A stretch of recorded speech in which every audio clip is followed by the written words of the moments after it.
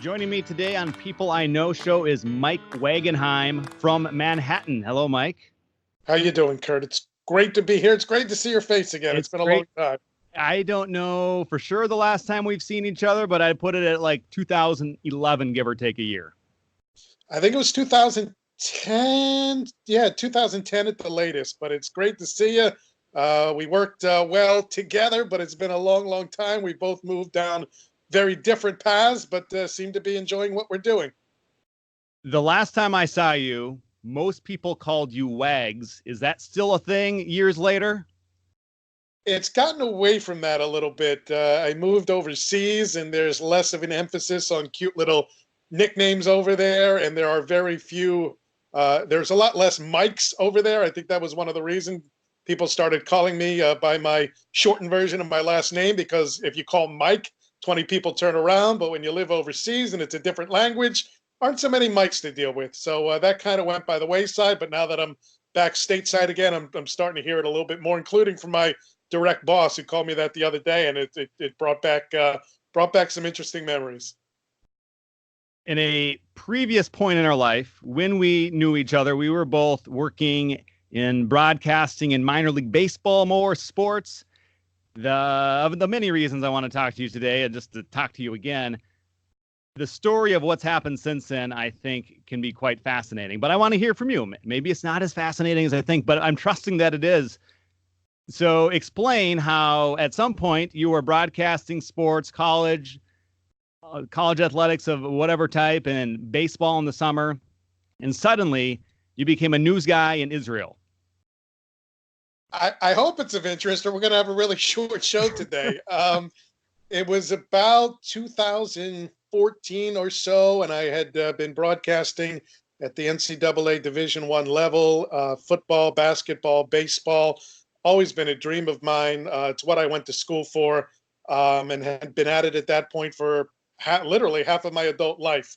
Got to travel all over the country, sometimes around the world, broadcasting on radio and television, and going to all these amazing venues that had such historic significance. And so for most red-blooded men, this is a dream job, something that they crave and something that they want to do, and something there's a lot of competition for. So when I found myself gradually telling myself in whispers, I don't want to do this for much longer, it didn't make a whole lot of sense to me at first. And I really had to do some introspection as to why. And I found myself just kind of slowly but surely losing the passion, losing the drive. It's not a job, as you know very well. Sports broadcasting is not a 9-to-5 job. It is almost around the clock, odd hours. You're on the road. You wake up in the middle of the night. You literally don't know where you are. I don't know how many times I had to look at the telephone on the desk next to me to figure out what city I was in that night. It just becomes a blur. There's no real time for relationships. There's no real time for hobbies. There's no real time for anything. You live and you breathe it. And some people love it, and I did for a long time. But some people just get burned out. And I felt that was coming my way, and I wanted to get out before it ate me alive. So I decided I'm approaching the end of the road in this part of my life. And I had to come to grips with it at first, because once you get out, it's very difficult to get back in. Those jobs don't come up very often. And when they do, there's fierce competition for them. So once I came to grips with, okay, I can be at peace leaving, then it was time to figure out what to do next. I started making a list of my strengths and my passions, and I decided politics had always been a love of mine. Even before I went to ESPN in the morning, I went to CNN or other news outlets. It was always an interest. It was my minor in college. Decided I wanted to get into the political realm, and decided I wanted to go to work for the State Department as a diplomat. And I had to pass a series of exams, knowledge and analysis and things like that. I made it through the first round. But the second round, they wanted a personal narrative, basically a long essay. I didn't make it through that round. And they said, the main reason why is you don't have any international experience. I said, well, I broadcast in Canada a few times. What's the problem? They said, no, that's not good enough. They suggested I join the Peace Corps It's a State Department program, obviously a very famous program. So join the Peace Corps, do your time there, get the experience you need, come back, and we think you'll make it through the next round. Okay, I'm 35 years old, but I've got some money saved away. I'm ready to go volunteer wherever for a year and a half or 2 years, however long the assignment is. And they assigned me to Ukraine in an economic development program, because why not? So about 2 months before I was going to hand in my resignation letter to my boss, Vladimir Putin invades Crimea, war breaks out in eastern Ukraine, and they literally, like a movie, airlift the Peace Corps volunteers out of there. They evacuate the whole program and say, we don't know when we're going to open this up again, because who knows how volatile it's going to be. So there went that assignment. They said, okay, we'll replace it with something else. And they replaced it with a medical position in Mali. I said to them, listen, economic development is one thing. At least, I can balance my checkbook. Medicine is something else. I don't even know how to put a Band-Aid on and make it stick. I don't want to be responsible for some young kids dying in Mali because I don't know what I'm doing. I said, well, if you don't accept this one, another program may not come around for 12 to 18 months. I said, I don't feel like I can succeed at this. I understand your procedures, but I keep me in mind, but I'm going to look for other avenues, because at that point, I didn't think I would survive in the business that I was in for another 12 to 18 months and be able to keep up. So I started looking around for other options overseas, and just a random Google search one day, Americans living overseas, and trying to figure out what opportunities there were to get experience. And I looked through a list of countries in which, had a large American expat contingent. One of those countries was Israel. Keep in mind, I was raised Jewish, Reform congregation in Northeast Philadelphia. But other than my bar mitzvah, I hadn't been in touch with Judaism for, at that point, 23 years. Hadn't been into a synagogue, hadn't been home for the holidays, because, once I went off to college and then started making my mark in the industry, there wasn't time to go home for the holidays. I'm broadcasting. So that was it. At the age of 13, that was it for me for Judaism. And what I heard about Israel is what a lot of people hear about Israel. Just when there's a terror attack, you don't really understand how it works over there. But the more research I did and the more I learned about the history, the culture, I got hooked. I got hooked. So Israel provides the opportunity for Jews to come and land there and become automatic citizens. One of the perks of having the only Jewish state in the world. So I decided to do what's called Aliyah, which translates to going up. You're going up in the world. You're returning home for a Jew. And decided to pack. I quit my job at the end of the school year. I packed 4 suitcases. I didn't have a job lined up. I didn't know anybody there. I didn't have any connections there. Just decided to pack 4 suitcases and get on a plane and go and figure it out from there. I enrolled in a Hebrew course. I set up shop in an immigration center, which is like living in a third world dormitory. You're there with a few roommates in a dormitory that the air conditioning was non-existent. There was no heat. The electricity went out whenever it drizzled. The hallway constantly flooded anytime anybody took a shower. It was the complete opposite of living in the 4-star hotels I was used to going to every time we hit the road. But for some reason, I just felt free. It just felt like a burden had been lifted. So, I met a woman there my first week. Like the good student I am, I started looking for possible dates before I left. And by the first week, I had something lined up. So met an Israeli woman there my first week. We went out on a date. 7 months later, we were married. And the first Israeli wedding I ever went to was my own, ironically enough. Wow. We welcomed a baby girl into the world in September of that year, and just welcomed another one into the world in July. And I wound up getting into politics in the end. After about 4 months, a job opened up for an upstart online radio station that specialized in news and talk. Some random person I knew on the internet sent the link to me, and I didn't think I had any chance. I didn't speak Hebrew. I'm still very much green as far as understanding Israeli politics, it's understanding Israeli culture. I guess my background in radio and TV was enough for them, and they figured they can kind of guide me through the other stuff that I didn't know. And they gave me the opportunity as a morning news anchor. And that was my big break. I was with them for 9 months. Eventually, the role expanded a little bit into some marketing and made it a full-time job so I could support my family. And then I got the opportunity in television at I-24 News, which is an international TV station that's based in Israel. It broadcasts in 3 languages. Obviously, I'm on the English side. And I scooped up a role there as a political correspondent. And about 15 months, not even 15 months after I made Aliyah and moved to Israel, I find myself in the Israeli parliament talking to lawmakers, legislators. It's like if somebody moved to America with no English skills and no knowledge of America, and 15 months later, they're in the halls of Congress talking to the Nancy Pelosi and Chuck Schumer and Kevin McCarthy. That's what it's like. It's ridiculous when you think about it. It should never happen. But there I am. And the prime minister is passing right by me as he's on his way to vote, making eye contact. And it makes no sense when you just think about it rationally. But I'm on television, talking about Israeli politics, reporting from the parliament, reporting from the prime minister's office, going to all these different places in Judea and Samaria, just covering the biggest stories of the day and learning very quickly, becoming a student again, because that's what I had to do. I had to catch up.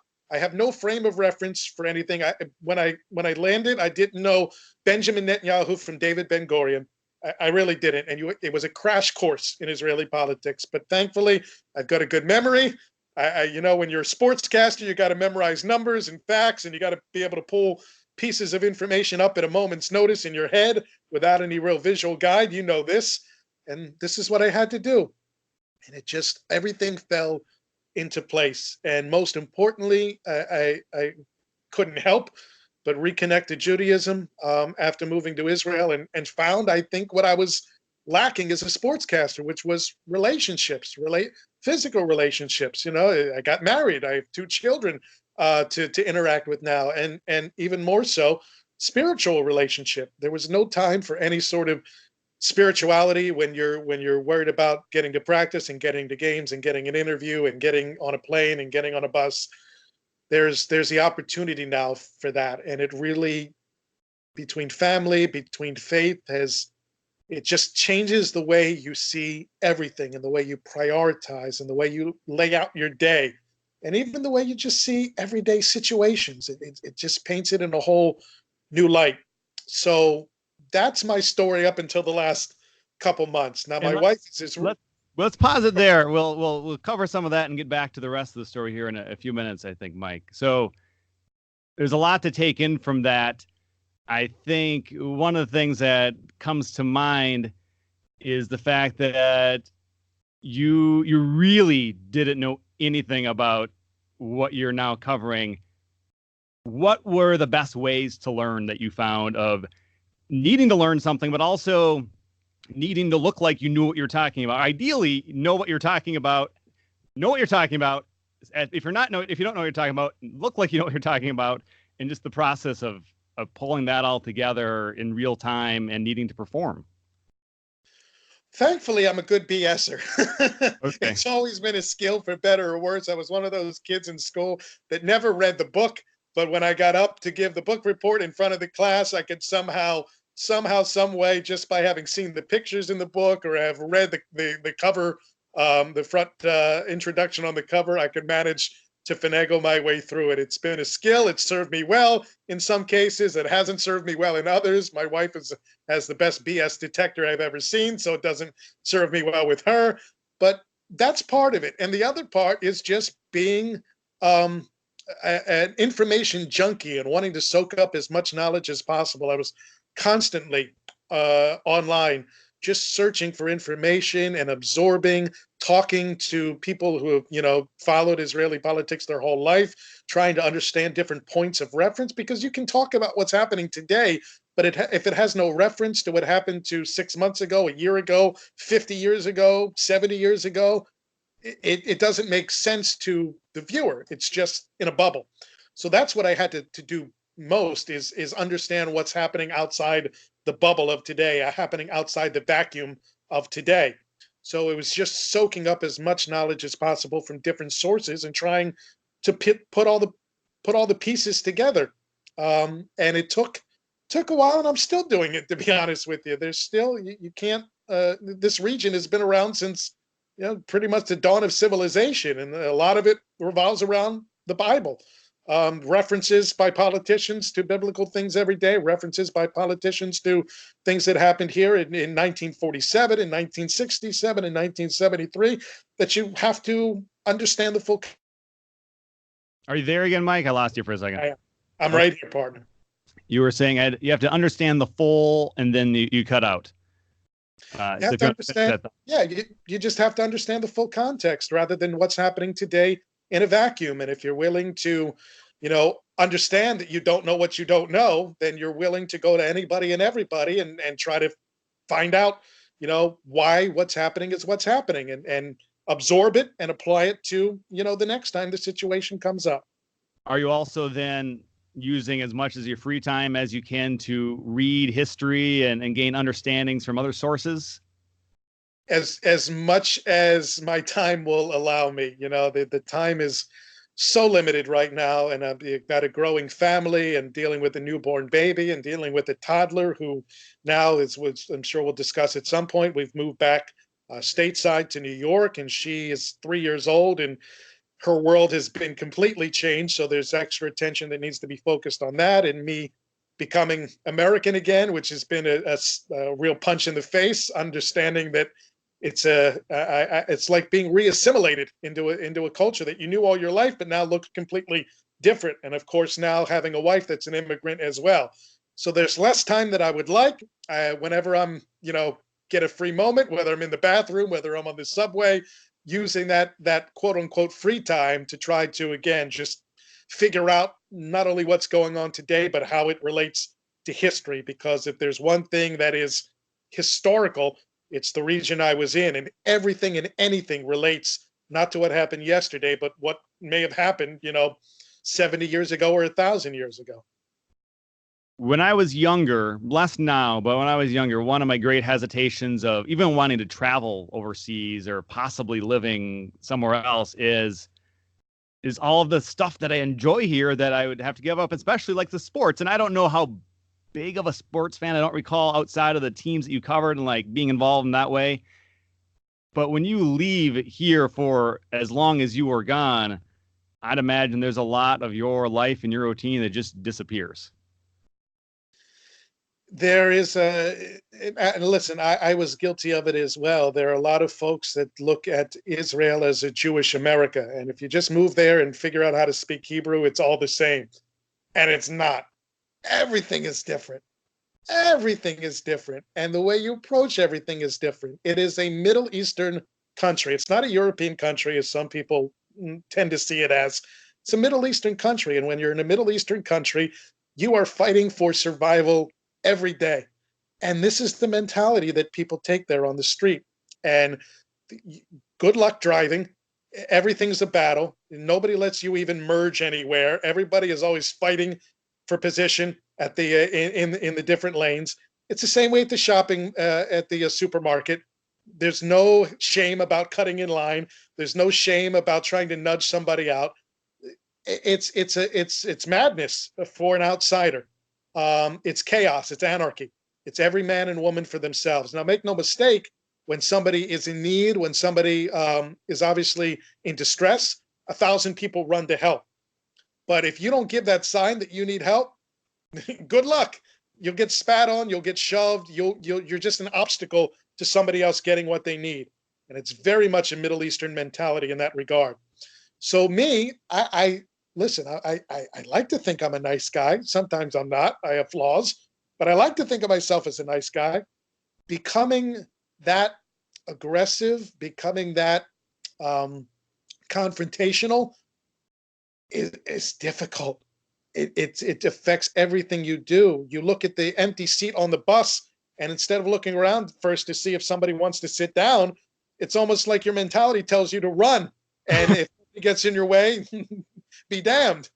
So from that standpoint, everything changed. And from the standpoint of following sports too, I just didn't have time here in Israel. I really didn't keep up with what was going on. Soccer and basketball are the big sports in Israel, along with some minor sports that, judo and things like that, that Israelis have excelled at in international competition.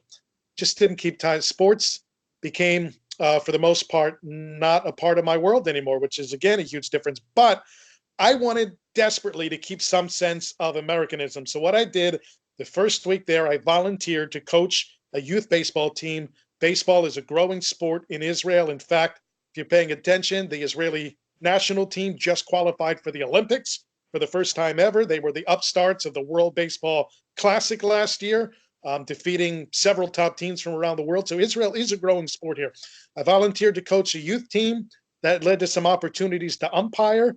And I was able to represent Israel in the European Championships as an umpire. I represented Israel in a few different international competitions as an umpire.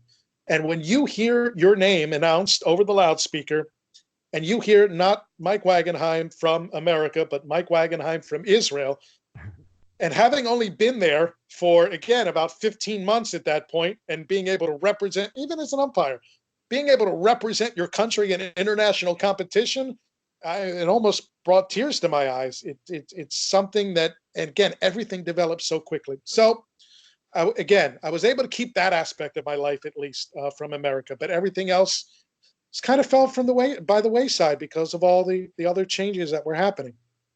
So you mentioned that your relationship began very soon after you got there, at least with your now wife. And you mentioned you didn't have a lot of close relationships, or maybe not the type that you desired back when you were a sportscaster in the United States. Did you become friends with and become close with other people there? Were you accepted beyond by the woman that is now your wife very easily? Is that easy to do as an outsider there?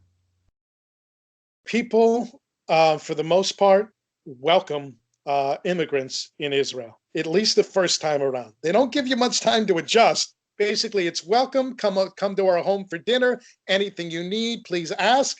And after about a year, it's, why in the world aren't you speaking Hebrew fluently? Why aren't you married yet? Why haven't you started a family yet? Why? So they're welcoming at first, but you better get going quickly. And that was kind of the welcome that I got here. When I first arrived, I started going to a synagogue at the invitation of a friend of a friend of a friend of a friend that I had met here who lived close by.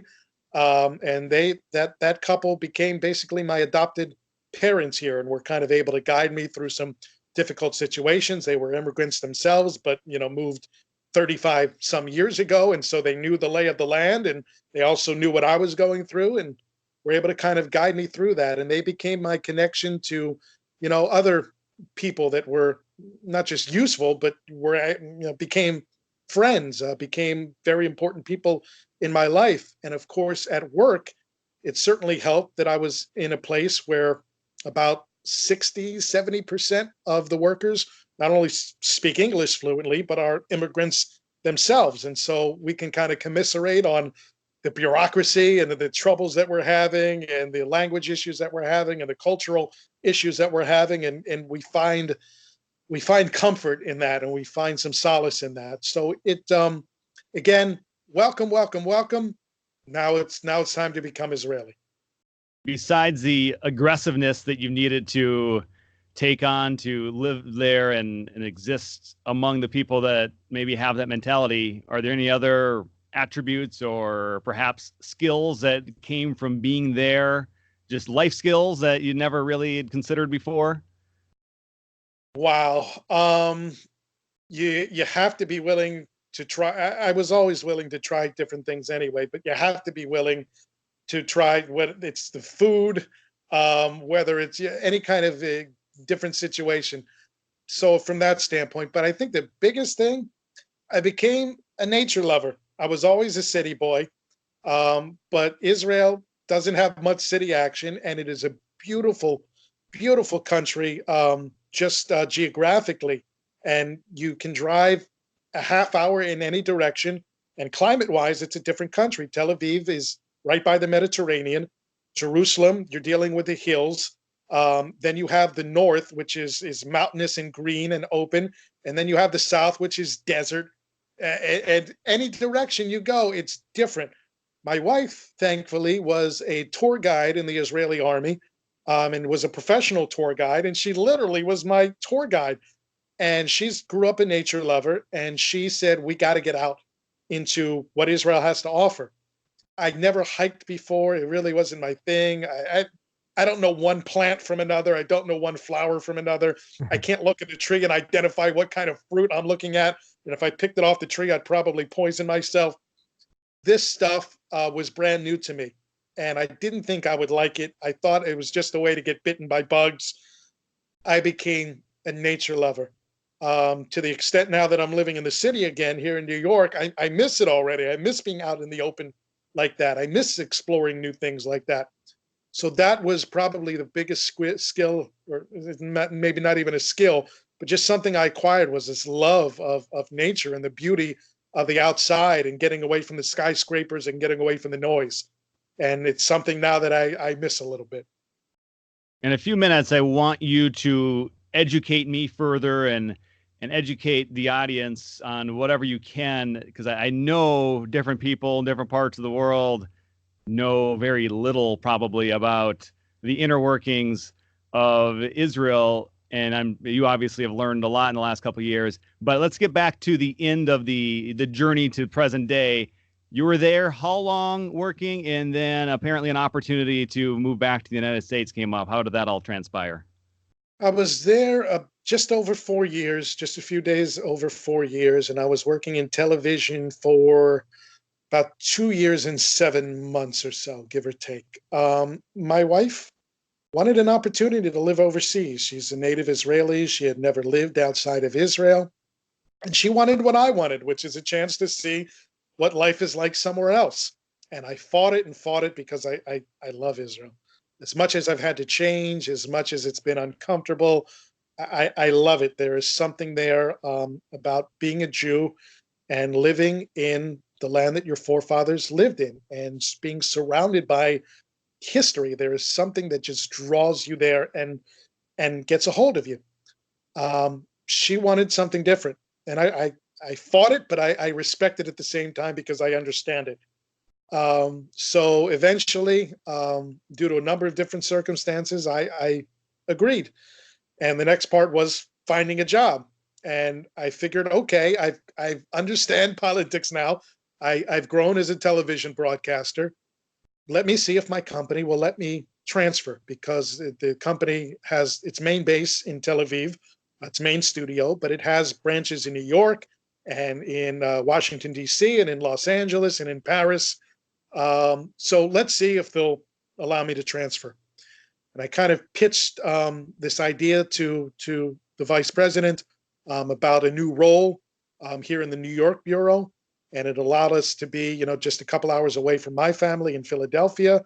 It would allow my wife to, explore the big city and get a real sense of what being an American is. There's no more American than New York, in my opinion. So I pitched this idea of combining politics and religion into one role, and exploring the not only the divide, but the merger between politics and religion, which is such a big thing, not only here in America, but in Israel as well. And he said, yeah, that sounds like something, that can work.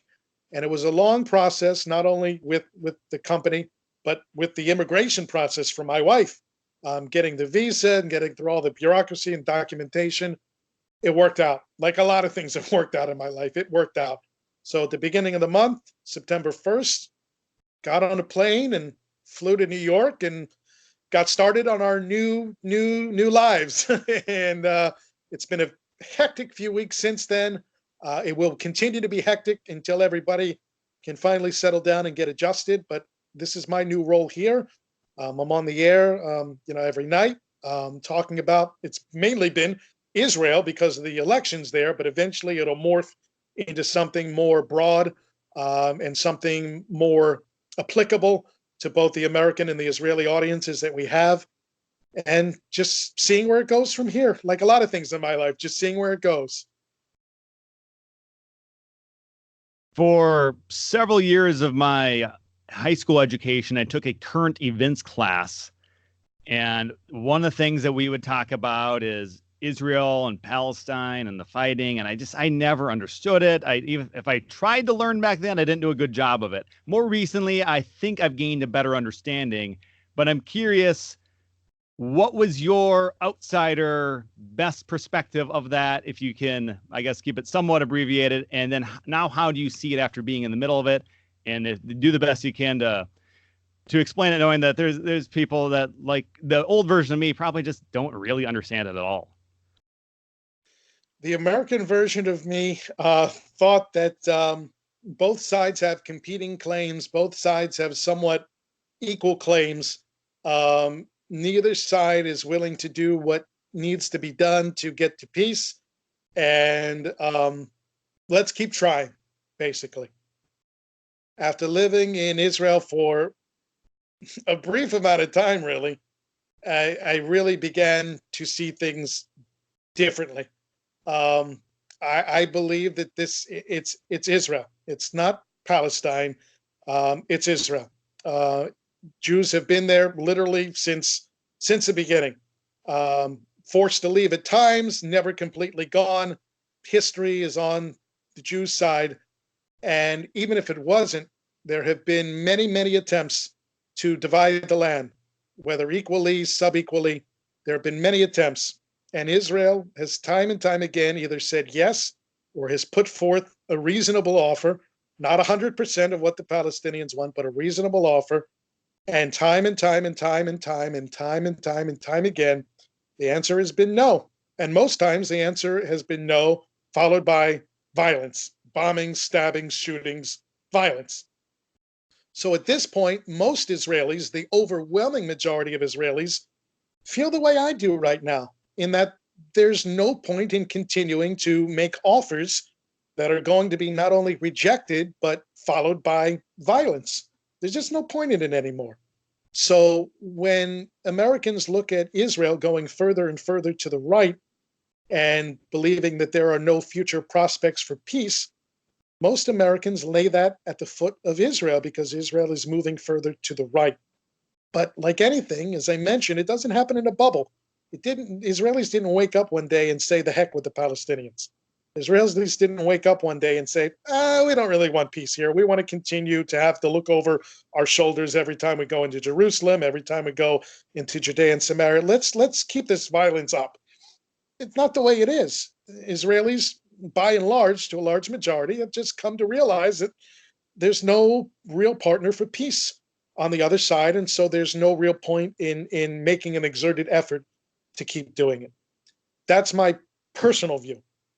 Not the view of any employer specifically that I may have, not the view of 100% of Israelis, because I don't speak for 100% of Israelis. And if you add, there's the old joke that if you ask 15 Israelis for their opinions, you get 20 different answers.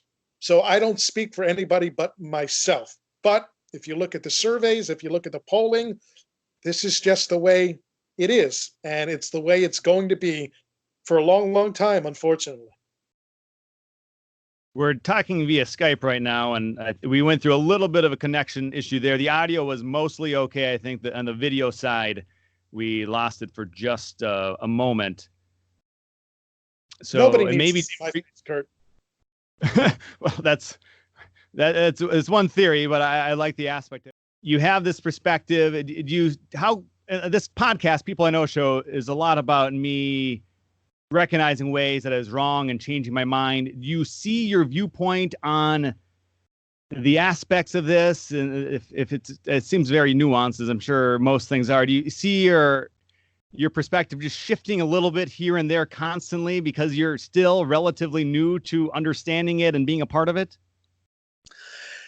Listen, my views shift a little bit in that I don't ever think that people should take advantage of their power to abuse another person on the lower rung of the ladder. So I don't come from the view, and some do, I don't come from the view that Israel is always 100% right. I'm not blindly faithful to the cause. I don't always see every situation as this side is in the right, this side is in the right, and that's it. I don't. It can't be that way in my mind. There's no perfect person. There's no perfect entity. Israel and makes certain decisions that aren't, and I'm talking about the government specifically, makes certain decisions that it shouldn't make, in my opinion, that aren't smart decisions, that almost provoke sometimes. And there are times when the IDF operating in some, and they have an immensely difficult job, having to operate in some area. I'm talking about the Israel Defense Forces. 99% of the time, they handle things professionally, and they handle abuse professionally. And 1% of the time or less, they don't handle things professionally. And they provoke unnecessarily, and they commit violent acts unnecessarily, and they abuse unnecessarily. And you can't excuse it, and you can't sweep it under the rug. And it's not to be tolerated, and it should be disciplined and should be handled appropriately. So I'm not one of those people that says that the Palestinians can go, wherever. And that's the end of the story. It's not my point of view. By and large, though, what I just told you, a few moments ago, is my point of view, that Israel has made concession after concession, or at least proposed it, and has gotten a punch in the face in return. And so there's no further point. And they should do what they need to do to maintain security, do what they need to do to maintain control, and do what they need to do to make sure that they can survive to the next day, which is what, unfortunately, life there is like. It's about survival. It's not about advancement. It's about survival.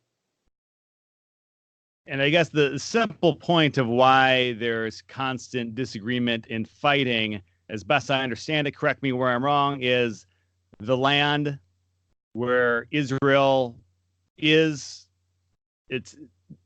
There's claims from it. It wasn't always there. Well, I don't. The whole land of who has the rights to the land as a whole. If you step back and no one has rights to any land, kind of, in my opinion. But as a group of people, that is their land. Palestinians think it's their land, and two people are making a claim for a land. I guess there's reason to believe that no one's going to agree on it. But the problem, as you see, is let's try to resolve this as best you can, and it's not working from your perspective. It's all about land claims, a dispute over land. There have been many sovereigns that have come and gone through that territory.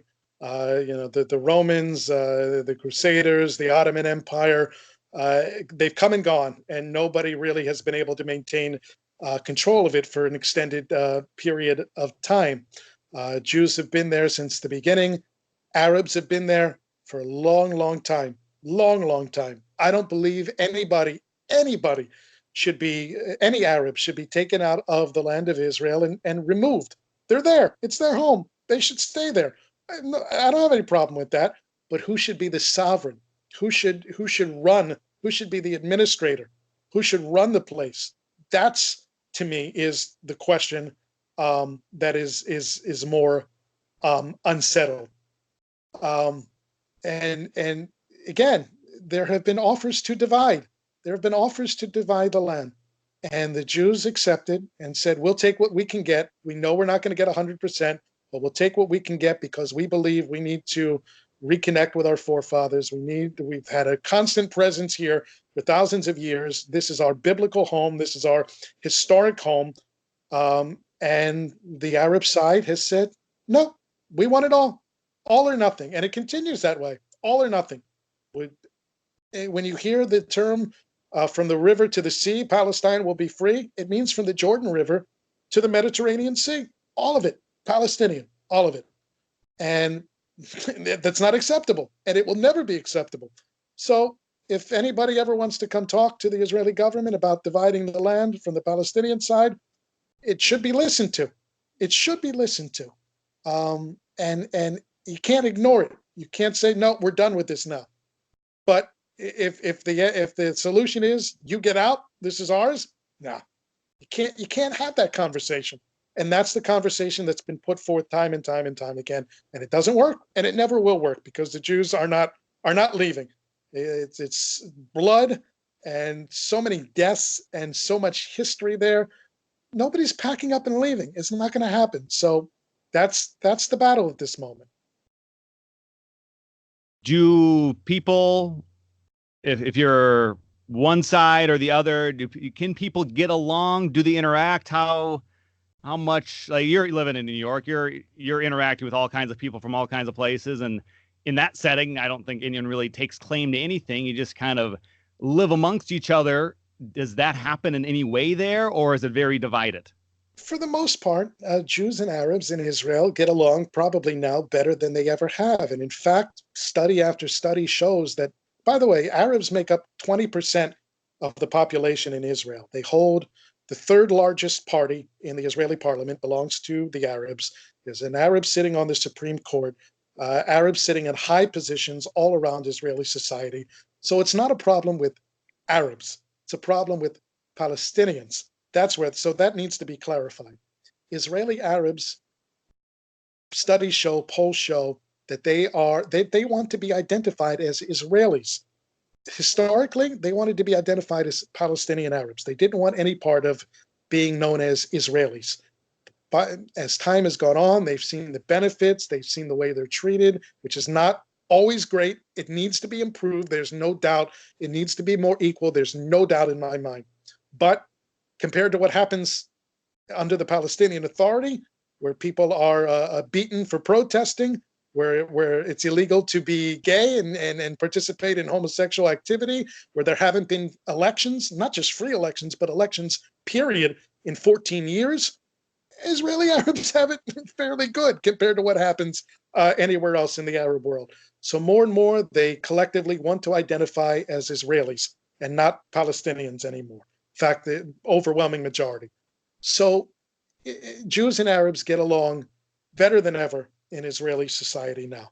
But it's a different story when it comes to Israeli Jews and Palestinian Arabs. That's where the conflict remains. There's, little groups here and there that learn to cooperate together, especially in Judea and Samaria, where Israelis and Arabs and Palestinians have direct contact with each other. In the settlements and in the areas that are currently under the control of the Palestinians. Not every interaction between an Israeli and a Palestinian results in a death. It's not like that. But still, there's too much. And that's where there are bridges to be crossed. Is in those areas of society where there is just so much hatred, not only on the Arab side, not only on the Palestinian side, but on the Jewish side as well. There's so much hatred for the other side. That's where both sides hopefully can find a way to step down and to find other ways. You want to be angry, you want to be hateful, fine. Don't let it turn into violence. That's where I hope there can be some progress in the long run. You say hope. Do you truly have optimism that there is going to be progress, or is it strictly, I just want this to get better, even though I don't know how? Listen, the world is starting to come around to the notion that this conflict is not Israel's fault. We're seeing even European countries come out now against Palestinian obstinance, against their refusal to negotiate in good faith. And we're seeing the defunding. Sweden recently defunded an organization set up to help Palestinian refugees. It's unthinkable, even just a couple years ago, that would happen, because they're seeing that these agencies continue to perpetuate the conflict rather than try to resolve it. We're seeing other European countries now that are less supportive of the Palestinians. They believe not in Israel's righteousness per se, but they believe more that the Palestinians just aren't bringing good faith terms to the negotiating table. So they're not going to continue throwing money at a problem that they know cannot be solved because one party refuses to negotiate in good faith. I'm thinking back to the baseball broadcasting days for me, and maybe you can relate, and I'd imagine this comes into play if you can. At some point in my life, I would be calling a game and I would see a safe out call at first base, either if I'm broadcasting or I'm in a stadium watching or watching on TV. And to me, it's always been very clear. It's either safe or out. It doesn't matter who it's in favor of or who it's against. And I at some point I realized, it's either safe or it's out, but it's very emotional the way people get about their home team and wanting to be safe or out. I was at a Twins game recently. Something like that happened. Safe out call. A Twins player, to me, it was close, but he was out at first. And here's the other Twins fans around me yelling and screaming like it's the wrong call. It's like, no, it's the right call. And I find that, maybe I'm rare, that I'm very just matter of fact, this is what it is. But I know that's not a human thing. In a lot of cases, people are very emotional and passionate, and what is reality is not seen through their eyes, often people's eyes in different situations based on their emotions. And when I hear you tell the story, I think this is probably so much of that. People are so passionate about it that they're missing a few things sometimes, that if they just saw it clearly and allowed it to be clear, they could really resolve a lot of this pretty quickly. Listen, it's the old thing. The umps are screwing us. The umps are screwing us. What, you know what? The umps don't care, generally speaking, who wins it. They're just trying to get the call right. They want to get promoted. They want to get a raise. They're trying to do a good job, but you see it that way sometimes. So I think it's important. And I as I mentioned, I don't see it in terms of black and white. I don't see it in terms of this side is always 100% good and this side is always 100% evil. I wish more people would see it that way. And I think a good deal of Israelis do see it that way. Again, this wasn't always a right-wing government here. The left led the country, and talking about Israel, the left led the country for the first 30 some years. And it continued to go back and forth for a while. And it's not only until, and Israeli history is not long, it's only 70 some years, but until recently, it hasn't become clear, fairly clear on election night every time, that the right is going to win the majority of the seats. So this was a transition for Israeli society. And again, there's a reason for it. It's not because the day that Israel was founded, everybody said that all the Arabs need to get the heck out and we'll never have peace and we'll always be at war. It wasn't like that. The peace camp dominated Israeli government and Israeli society for decades. But again, things happen and the narrative shifts and facts shift. And when people realize that things aren't working, naturally they change. So it's not, okay, today I'm a Phillies fan and the Phillies will always be right and the umps will always be wrong. And that pitcher was trying to bean my guy, even though he threw a 65-mile-per-hour breaking ball that hit my guy in the shoelaces. He was trying to bean him. He was trying to take his head. No, I don't think by and large Israelis see the conflict that way. They were once one way, hopeful, willing to make concessions, willing to divide the land, willing to do a lot. And over time, when they saw the result of those efforts, they said, yeah, this isn't for me anymore. This isn't for me anymore. Let's pull it back to the baseball, and then we'll get into the personal growth and being wrong segment. When I have a guest on the show, especially someone that I've interacted with on a number of occasions, I like to think of how a person has influenced me. And when I think about you, you mentioned working and like not having like a lot of relationships and like being very involved and preparing for and doing everything it takes to be great at broadcasting.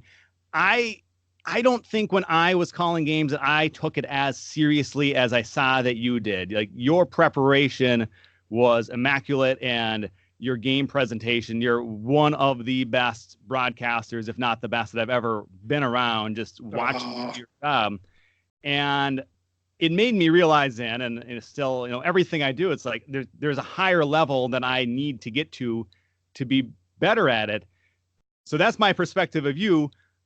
I'd like to hear like how you looked at it as you were doing that job back then with sports. And now, how do you see yourself in the type of job you're doing and how good you could be?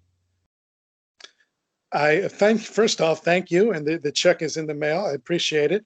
I always looked at myself, even as an athlete, as somebody that had to outwork everybody else. Even playing sports, I was always small. Until I hit a growth spurt, I was always slow. I suddenly became fast one summer, but I can never make a 3-pointer. I couldn't kick. I couldn't bend it like Beckham. I didn't hit for power. I always had lots of flaws as an athlete. But if you look at my trophy collection, there's a few all-star trophies in there, but most of those are most improved player awards, which is like it's a consolation prize. But I looked at it as okay, this is a testament to me wanting to get better, and me, not being the superstar, but being a valuable component to the team, something that the coach recognizes as something valuable because I'm willing to do things that nobody else will do, or nobody else wants to do, to help make a successful team. And I really took that attitude toward other areas in my life. And it morphed into broadcasting as well. I saw myself not as the best broadcaster around. I always saw the flaws. I word missed here or stumble there. My voice didn't sound quite right. I couldn't identify certain things as they were happening strategically. Always flaws. And so my mentality is, okay, I'm just going to outwork everybody else. I'm just going to prepare for hours. I'm going to have every possible detail and every possible piece of information that I can, so that I can make up for what I'm lacking elsewhere. This was my ticket. I cannot go on air like some people and just kill it and wing it. Some people can wing it. Some people can go with just a roster and a set of game notes that they skimmed 5 minutes before they went on air, and they can kill it. And I admire that in a way, but I can't do it. I've got to outwork everybody else to be at that level. And that's what you saw from me in the years that we were broadcasting together up north, is just the mentality that I am going to be the most prepared, most detailed, just going to outwork everybody. And let's go. Now I can compete. And that's the way I worked my way through the system in broadcasting, and got to a high level in broadcasting sports. And that's the way I'm doing it now. Like I said, I'm just constantly soaking up information, constantly talking to people. Some people don't need to do that. They were ingrained in Israeli society for 70 some years, and they know all the nooks and crannies, and they know all the history. They don't have to do the work I do. And in some ways, it's a curse. And in some ways, it's a blessing, because I'm able to open up myself to a lot of different perspectives that somebody who may have lived there all their life is now closed to, because they think they know. They've lived through it. They know. They don't need to see it from any other perspective. I do. So in some ways, it's time consuming, it's draining, it's exhausting. In other ways, it really, really helps give me different insights. I've historically been a wing it type of guy, and I don't know if the end result is always that good. But seeing you and hearing you just explain it now, it's pretty important to me to keep on adding as much effort and ways to possibly improve, because I know that's without you doing that, I can't imagine you would have advanced to all the different jobs and to have the job you are now. And that's what it takes to really reach higher and higher levels. And I'd imagine there's more in your future for that. Mike, let's move to the personal growth segment. I've explained this to you a little bit in advance. From this segment, I'd like my guests and you today to explain something that is important to you with your growth of getting better as a person, or whatever it is that you think sharing a story about your progress in life, in addition to maybe what we've already talked about, that could be an impact on someone listening. There's been a lot of personal growth and introspection over the last 4 years or so. I had never really delved internally during my previous life in America. Everything revolved around work. I didn't leave room for personal growth, and I don't think I wanted to either. It's a very complicated subject for me. I'm a rational person. I'm a logical person. I don't understand feelings very well. I'm sort of robotic at times. I don't understand emotion very well. I never really had to deal with it internally. You go to work, you come home, you sleep, you go back to work. What is there really to do in terms of introspection? Moving to Israel, and especially marrying the wife that I did, who is very much understands emotion and very much understands the psychological aspect of being a human being. I had no choice but to open up that door. and it's been very difficult. There are a lot of things that are uncomfortable to talk about. There are a lot of things that you're forced to kind of remember. There's a lot of things that um, you need to confront in order to grow. Things that I didn't understand, things that still don't make sense to me that I'm trying to figure out from my past and why I do the things that I do, and what aspects I really want to improve on, and what aspects of myself that I'm comfortable with, and what aspects of myself that I'm not comfortable with, but I just don't feel like changing because it's just too ingrained in me. So from that standpoint, opening up the emotional side, opening up the psychological side has really taken up a lot of energy. It has really taken up a lot of my time. Um, and it's been difficult.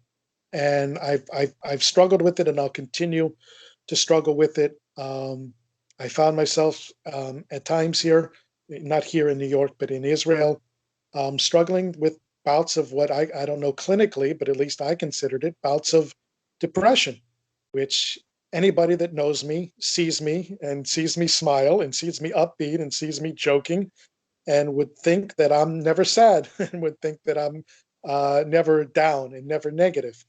And part of this is my natural personality is positive, I believe. And part of it is you fake it till you make it. And when you combine those two things, people see me as Mr. Positivity, and everything will always be okay. And there's no reason to be down. And you're a wonderful person. Why are you sad? This is me. This is my outlook on life.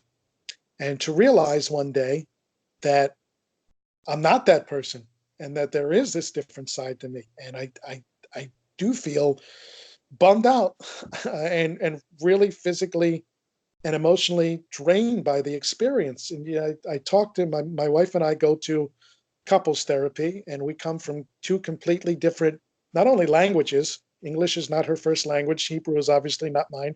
So not only two different languages, but two different cultures, two different ways of seeing the world. And in some ways, that helps us balance out our marriage. And in other ways, it really contributes to problems.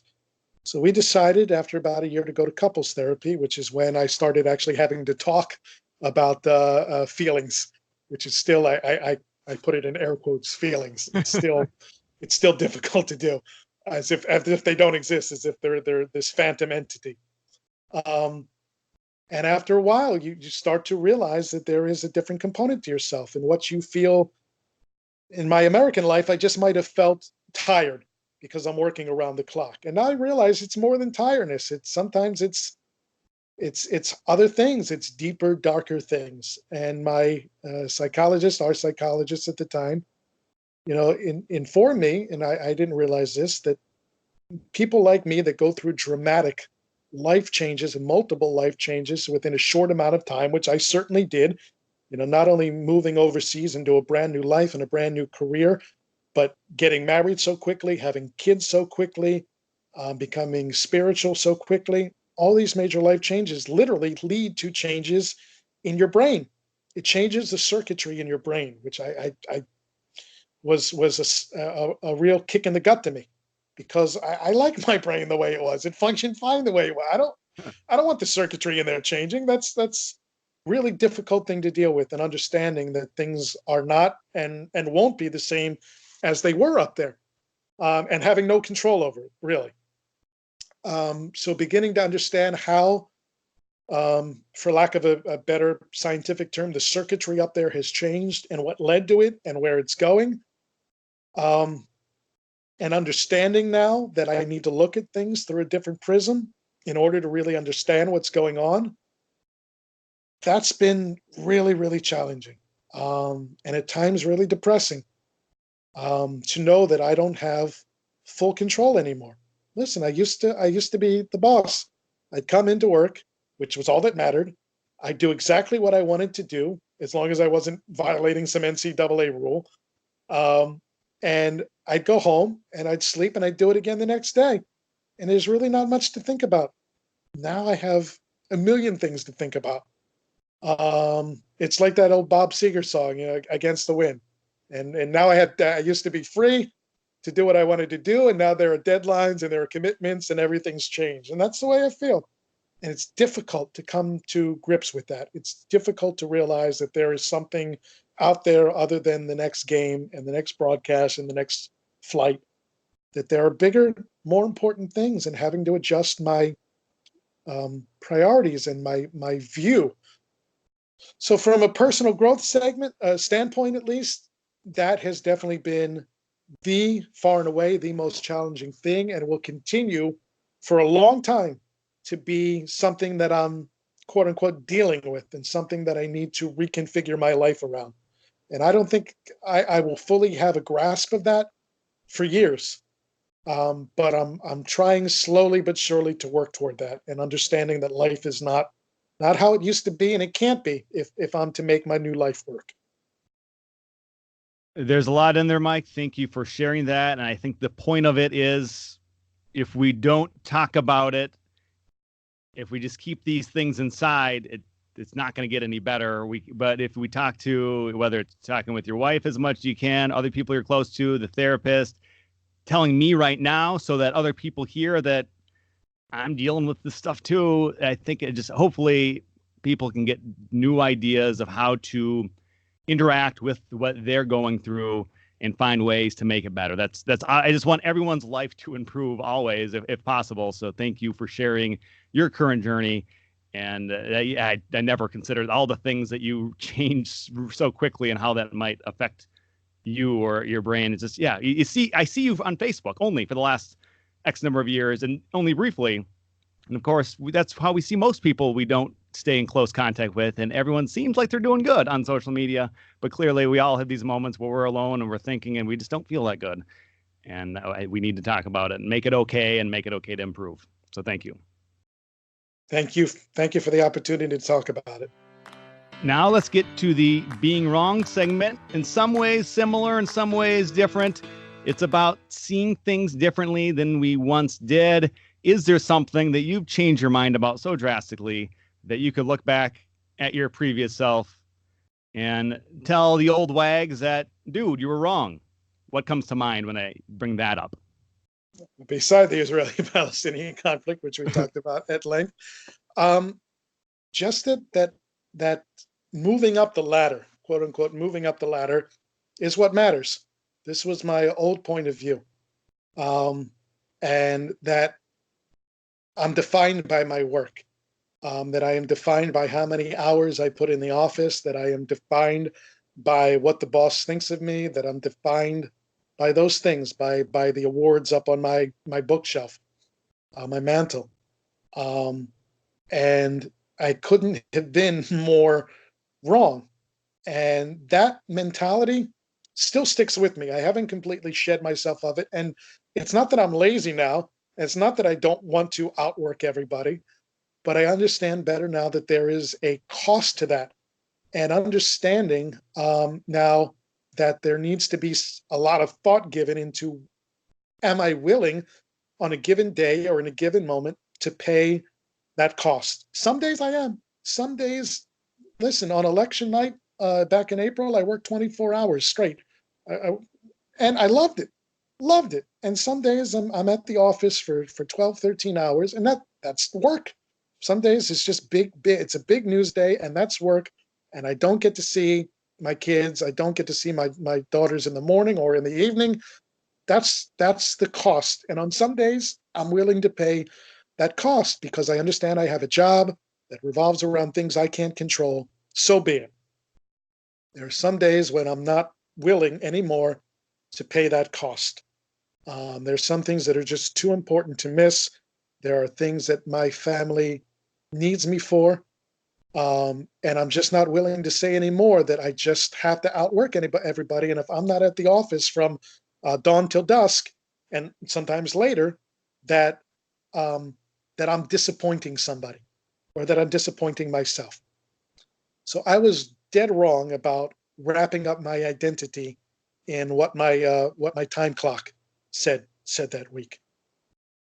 The other thing I was wrong, and I'm wrong about a lot of things, you can ask my wife, but the other thing I was really wrong about is about religion, is about faith. I oftentimes looked down on faith because I'm a very rational, logical person. And I could not piece together how logic and faith can exist in the same space, and that it was black and white. It's one or the other, and you can't have both. And again, wrong, dead wrong about that. There is room for both. And one doesn't necessarily have to cancel out the other. One doesn't necessarily have to even minimize the other. You can have both in the same space. You can have both on equal footing, and you can enjoy the benefits of both, and you can suffer with the burden of both. And so this, again, an area that I was very, very wrong about, and I'm happy that I found out I was wrong about it on both sides, both the topics that I just talked to you about. I know, especially in this country, this culture, work is so important, and like wrapping yourself in and how much you work and what type of job you have and where you're going, that can be very tied to a person's identity. I know different parts of the world, maybe more so or less, and probably having these different perspectives, that's helping you there. But I think that's very relatable. And the religious, spiritual thing, I know we're short on time today, so maybe me and you talk in private sometime or have another conversation like this, but I would be very curious about digging deeper into that, because I am far too logical. I find I am where you seem to used to be, and whatever you found more lately, I'd be very curious to hear how that's affected you, and maybe there's something from that I could take and adapt to where I am, because right now I'm totally not religious, and I understand why people are, but I am not, and I think that's probably was pretty similar to where you were. Mike, I know we're running out of time. Thank you from the first meeting, I think, back in Battle Creek, Michigan with the Northwoods League, and then you moved to Rochester, where I was, and we got to interact a little bit more there. I just really pleased and privileged to have gotten to know you back then, and that we're still in touch and that we're doing this. And just curious, before we go, you've been in New York about a month, young family, everyone's adapting to everything. How is that going? Difficult, really, really difficult. My older daughter's world has been turned upside down over the last few months. A new sister, our dog, unfortunately passed away. Now saying goodbye to one family, getting to know another family, a new preschool, and a new language. She understands English perfectly because I spoke it to her in Israel, but she doesn't speak very much of it. So now going to a preschool where she really can't communicate very well. So that's been it's been difficult for her and for my wife. Listen, first time living in America, everything is different. Everything is different. Even something as simple as she's trying to breastfeed our baby, which is common in Israel. Everybody breastfeeds there. And there are benches all over the place, almost specifically for that purpose. There are no benches around here. She can't even find a place to do that, which is immensely frustrating because so many parents bottle feed here. You don't think about those things, but it can have a major impact on how you carry out your day. So everything is new. Everything is fresh. And I'm coming back here now and seeing things not as an American, but as an Israeli. And having, and not only when I was here, I was single and I was a workaholic. Now I'm back with a family. So even the things that looked familiar or should look familiar don't anymore. The way I drive is not the same. The way I eat is not the same. Everything's different. So it's going to be a process for all of us. It's going to take months. It may take years. It's not going to happen overnight. We need to keep reminding ourselves of that it's a process, and we'll get to where we're going. It's just going to take time. Mike, this has been great. Thank you. I look forward to my next trip to New York and hopefully crossing paths with you there. But in the meantime, being in touch, perhaps occasionally through the podcast, would be sufficient, I suppose, for the meantime. Mike Wagenheim, thank you very much.